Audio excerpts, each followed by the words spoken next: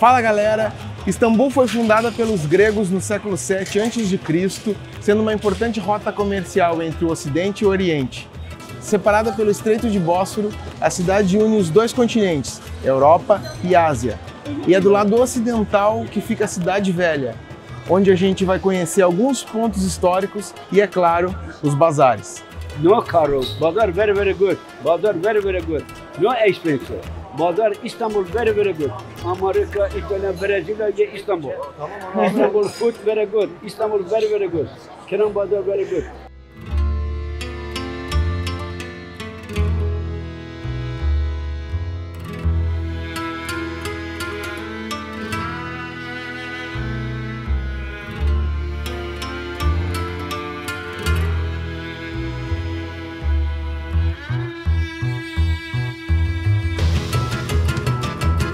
Original carpet. Original carpet. China carpet no good. No good, China. China no good.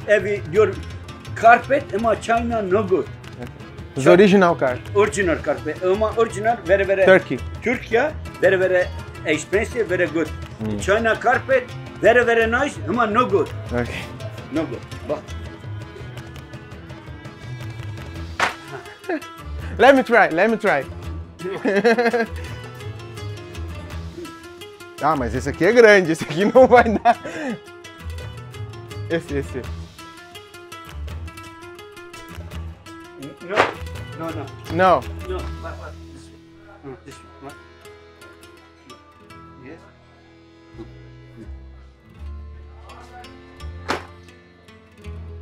Good carpet. Original carpet.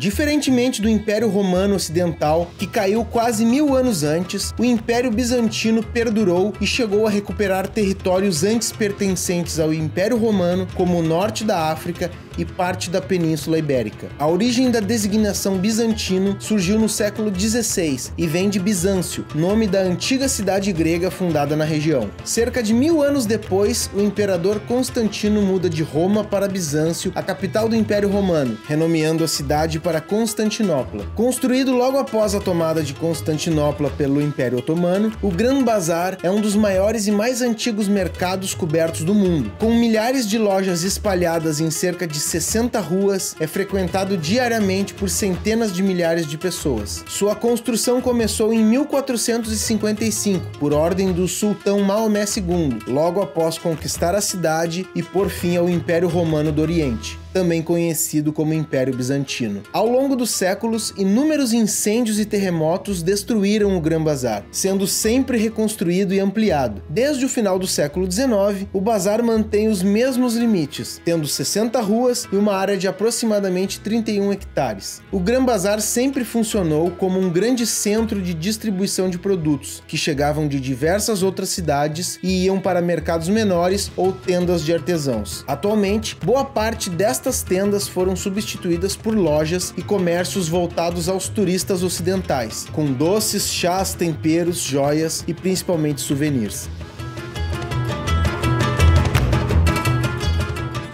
What is this? Is flowers and? Yes, this relax tea. Relax tea.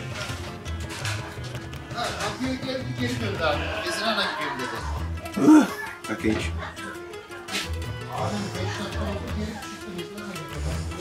Relax tea. Yes.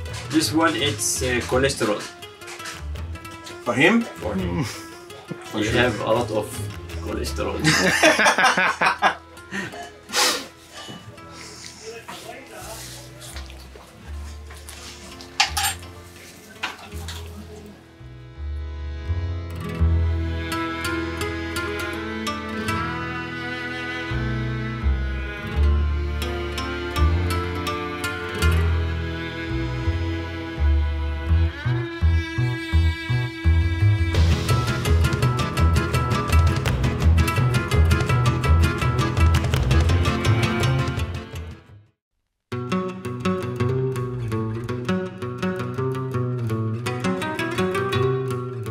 A Mesquita Azul é, depois de Meca, uma das maiores e mais importantes mesquitas do mundo. Ela conta com 6 minaretes, algo que na época da construção apenas a mesquita de Meca tinha, por erro do arquiteto que a construiu, que confundiu o pedido do sultão por minaretes dourados como sendo um desejo de ter um 6º minarete. Por causa disso, Ahmed ordenou a construção de um 7º minarete na mesquita de Meca. Seu interior é todo ornado com azulejos e cerâmicas azuis, além de belos vitrais de mesmo tom, o que explica seu nome. Ela pode abrigar aproximadamente 10.000 pessoas, e em 2006, o então Papa Bento XVI visitou-a, sendo o 2º representante máximo da Igreja Católica a entrar em um templo muçulmano na história. A mesquita foi construída por ordem do sultão Ahmed I no início do século XVII, onde outrora fora o Palácio Sagrado, residência principal dos imperadores bizantinos. O palácio havia sido construído por Constantino, quando mudou a capital do Império Romano de Roma para Constantinopla em 330 d.C., tendo sido reformado e ampliado inúmeras vezes ao longo dos séculos. Durante cerca de 800 anos, serviu como centro da administração imperial, sendo gradualmente abandonado e pilhado durante as invasões que a cidade sofreu. Quando Maomé II toma Constantinopla em 1453, o edifício já estava arruinado e abandonado, sendo demolido para a reconstrução geral da cidade no início da Era Otomana.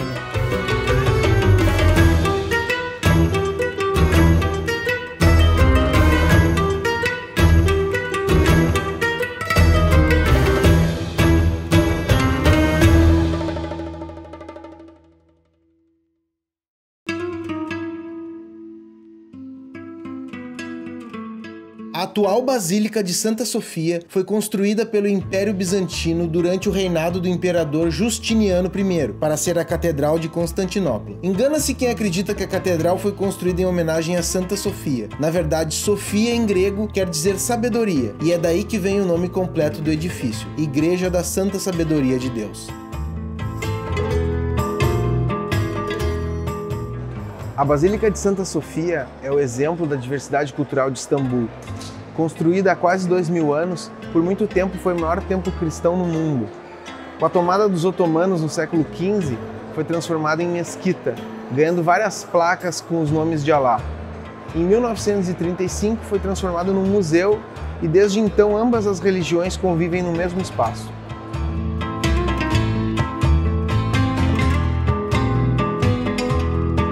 Quando Maomé II toma o poder de Constantinopla, ele ordena que a basílica fosse transformada em mesquita. Com isso, todos os símbolos, sinos, altares e objetos foram removidos, e os diversos mosaicos foram tapados com gesso. Posteriormente, itens de características muçulmanas foram adicionadas, como os minaretes, o mirabe e o mimbar. Com a transformação da basílica em museu, os diversos mosaicos foram gradualmente restaurados. Esta não é a primeira construção, já que outras 2 igrejas haviam sido construídas anteriormente neste local. A primeira igreja, conhecida como a Grande Igreja, foi inaugurada em 360 d.C., tendo sido destruída em um incêndio após a rebelião que se sucedeu em razão do exílio de João Crisóstomo. Crisóstomo foi um dos mais importantes patronos do cristianismo, arcebispo da cidade e considerado santo pelas igrejas ortodoxas e católicas orientais. Em 415 d.C., foi inaugurada uma segunda igreja, que permaneceu até ser destruída em um incêndio em 532 durante a revolta de Niqué.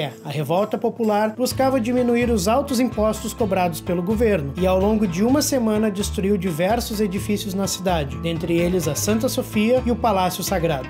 Para controlar a revolta, o exército imperial degolou cerca de 30.000 pessoas, dando início ao reinado autocrata de Justiniano.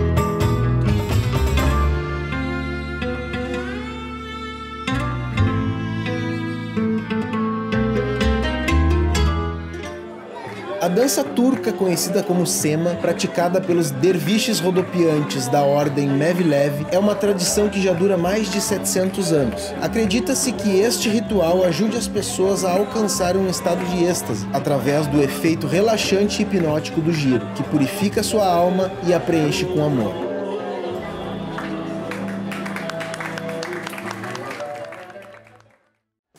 Hoje nós viemos conhecer os mercados de Istambul. Esse aqui é o mercado egípcio, também conhecido como mercado de especiarias.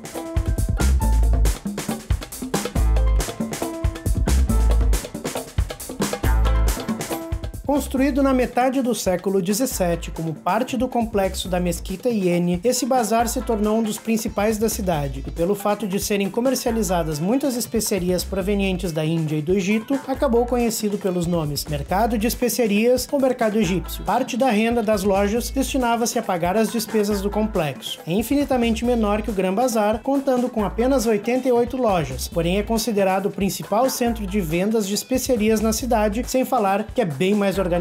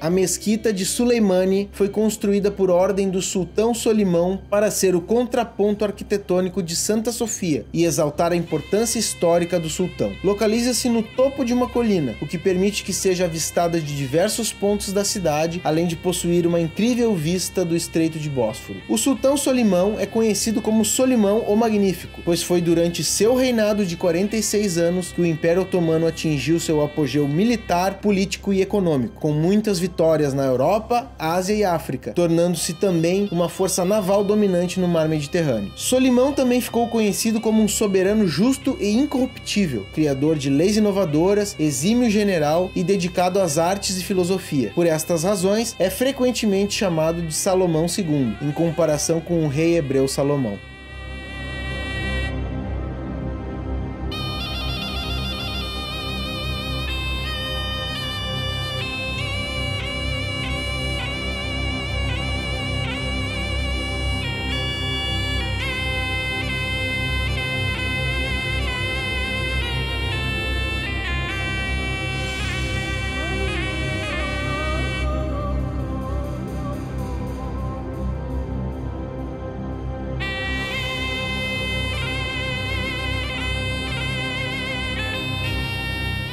Nós visitamos diversas mesquitas em Istambul e por mais que a Mesquita Azul seja mais importante para o Islã, a Mesquita de Suleimani, na minha opinião, me pareceu muito mais bonita.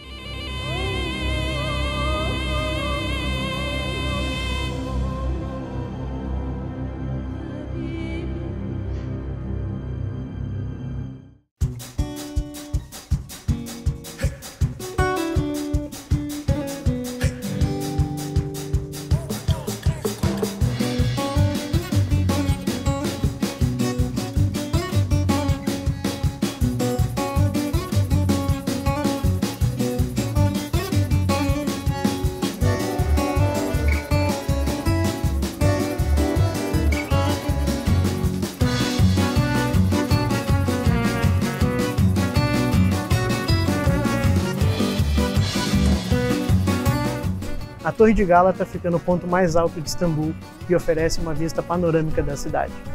Seguimos agora para outra região do país, que oferece vistas tão incríveis quanto a Capadócia.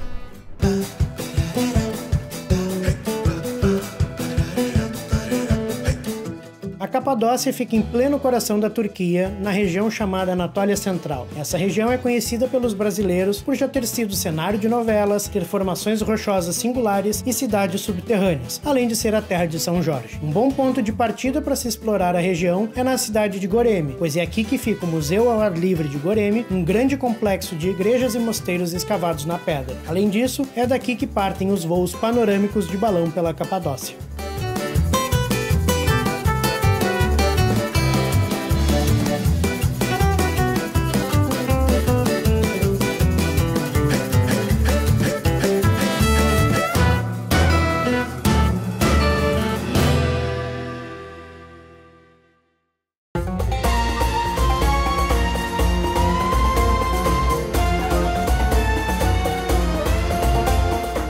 Goreme foi um importante centro cristão nos primeiros anos da Idade Média, o que explica o vasto número de mosteiros, igrejas e capelas pela região, muitos deles escavados diretamente na rocha. O Museu ao Ar Livre de Goreme abriga algumas destas, ainda ostentando lindos afrescos pintados entre os anos 900 e 1200 d.C.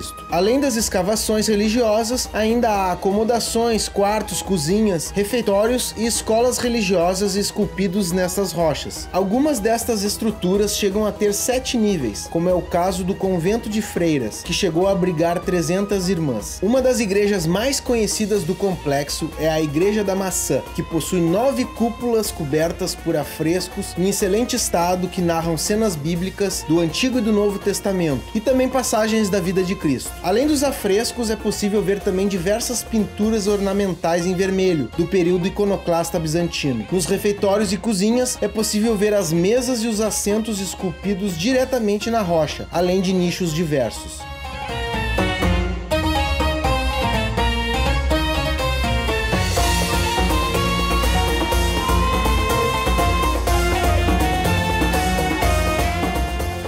Nós acabamos de sair do Museu a Céu Aberto de Goreme, onde pudemos ver as ruínas do século XII ou XIII, e logo em frente tem esse pequeno vilarejo com pessoas morando e até mesmo uma criação de cavalo. É muito interessante fazer essa comparação entre o passado e o presente na mesma região.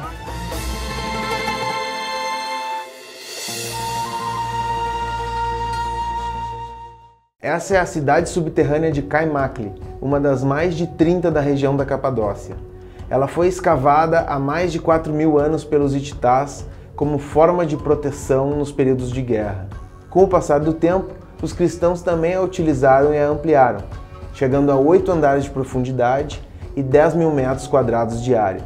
No auge de sua ocupação, a cidade podia abrigar 5.000 pessoas por até 6 meses. Estabelecidos na região da Anatólia Central por volta de 2000 a.C., os hititás desenvolveram um poderoso império guerreiro que dominou a região por cerca de 800 anos, até conflitos civis esfacelarem o império, abrindo caminho para que os assírios, seus principais inimigos, os dominassem. Durante o auge do império, seu poder foi tamanho que chegaram a invadir e saquear cidades poderosas como Babilônia e Alepo, além de desafiar o poderoso império egípcio do faraó Ramsés II. O primeiro andar era utilizado pelos animais, pois além de fácil acesso à rua, eles atrapalhavam o inimigo em caso de invasão, dando mais tempo para as pessoas se comunicarem entre os mais de 1000 túneis de ventilação. Os demais andares eram separados por classe social, os mais ricos primeiro, classe média, classe baixa e, por último, os imigrantes, nos andares inferiores.